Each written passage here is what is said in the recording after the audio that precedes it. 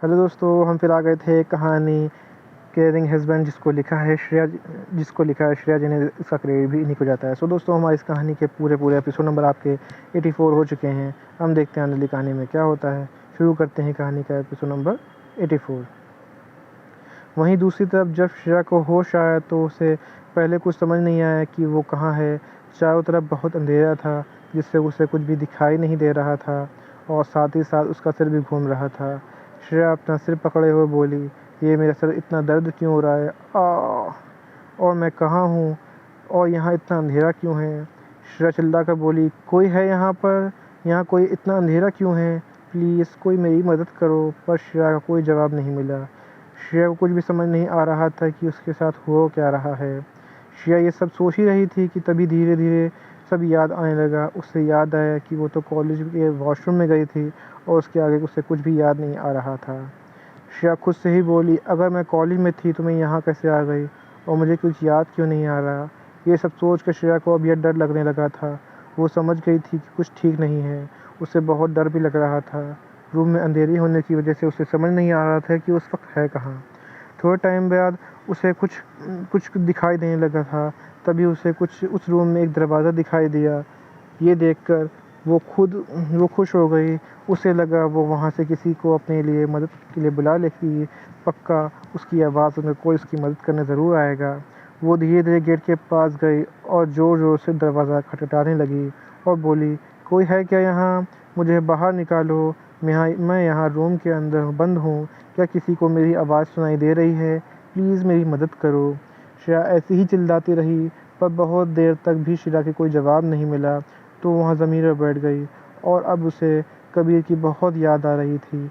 वो धीरे से बोली, हब्बी आप कहाँ हो? मुझे आपकी बहुत याद आ रही है और मुझे बहुत डर भी लग रहा है। हब्बी प्लीज़ जल्दी से मेरे पास आ जाओ और मुझे यहाँ से ले जाओ। मुझे यहाँ बिल्कुल भी अच्छा नहीं लग रहा। ये बोलते हुए उसकी आंखों में आंसू आ गए।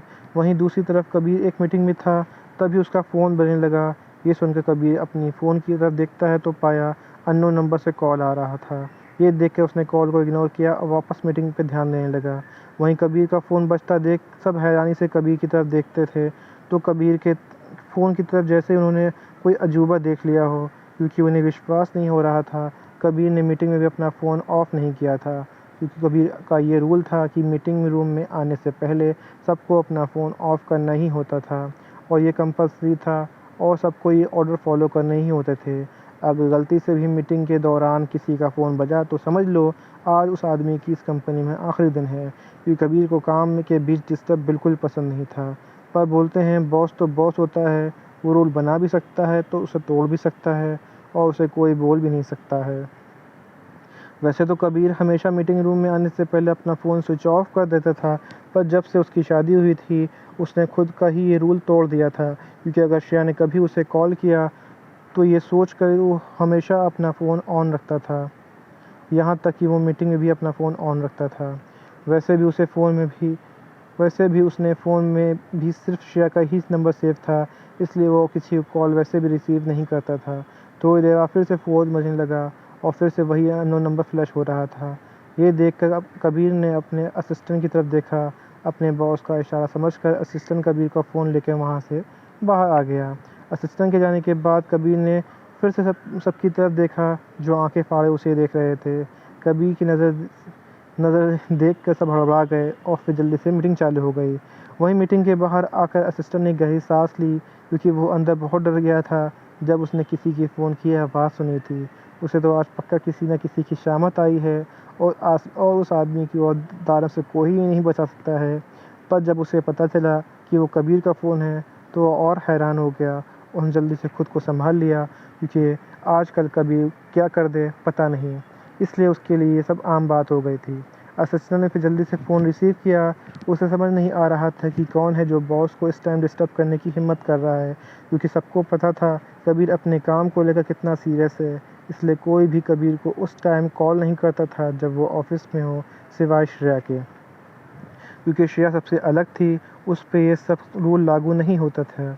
और अगर किसी को से कोई ज़रूरी बात करनी होती थी तो वो उसके असिस्टेंट मतलब उसके कॉल करते थे, ना कि सीधा कबीर को। पर जिस पे कॉल आया था वो कबीर का पर्सनल नंबर था, जो गिने चुने लोगों के पास ही था। इसलिए वो समझ गया था कि पक्का कोई इम्पोर्टेंट बात होगी, वरना कोई भी इस टाइम कबीर को कॉल नहीं कर सकता। और ये सब सोचकर उसने कॉल रिसीव किया। पर रिसीव करने के बाद असिस्टेंट कुल बोल पाता उससे पहले ही रिया बोली, कबीर भाई मैं आपसे कब से कॉल कर रही हूँ, आप मेरे फ़ोन क्यों नहीं उठा रहे हैं। फिर खुद ही बोली, वो सब छोड़िए, ये मुझे आपको बहुत ज़रूरी बात करनी है। मुझे श्रेया कहीं भी नहीं मिल रही है। मैंने उसे पूरे कॉलेज में देख लिया है, पर वो मुझे कहीं भी दिखाई नहीं दे रही है। यहाँ तक कि मैंने उसको कई बार कॉल किया, उसका फ़ोन भी नहीं लग रहा है। मुझे बहुत डर लग रहा है भाई, श्रेया कुछ नहीं हो तो नहीं गया ना। कबीर भाई आप कुछ बोल क्यों नहीं रहे। हेलो हेलो भाई, आप मेरी बात सुन रहे हैं ना कि मैं क्या बोल रही हूँ। वहीं जब रिया ने देखा कि फ़ोन कट गया है, ये देखकर और वो घबरा गई और उसे समझ नहीं आ रहा था कि वो अब क्या करे, क्योंकि कबीर ने उसकी बात को कोई जवाब नहीं दिया। उसे श्रेया की बहुत फिक्र हो रही थी। तभी चिराग का ध्यान आया और उसने जल्दी से चिराग को कॉल किया और सब कुछ बता दिया। ये सुनकर तो चिराग भी घबरा कर उसने रिया को दिलासा दिया और शांत किया और बोला, रिया चिंता मत करो, मैं भाभी को ढूंढ लूँगा। मैं जाके इस बारे में भाई से इन्फॉर्म करता हूँ। देखना भाई, जल्द से जल्द भाभी को ढूंढ लेंगे। ये सुनकर रिया थोड़ी शांत हुई, क्योंकि ये पता था कि कबीर क्या कर सकता है। एक वही था जो जल्दी से श्रेया को ढूंढ सकता था, पर उसे अभी भी श्रेया से थोड़ी फ़िक्र हो रही थी। वो भगवान से दुआ कर रही थी कि श्रेया ठीक हो, उसके साथ कुछ गलत ना हो, वरना वो खुद को कभी माफ़ नहीं कर पाएगी। उसे खुद पे ही गुस्सा आ रहा था कि क्यों उसने श्रेया को अकेले जाने दिया। अगर वो उसके साथ जाती तो ऐसा कुछ भी नहीं होता। पर इसमें रिया की कोई गलती नहीं थी। उसे थोड़ी ना पता था कि श्रेया के साथ ऐसा कुछ हो जाएगा।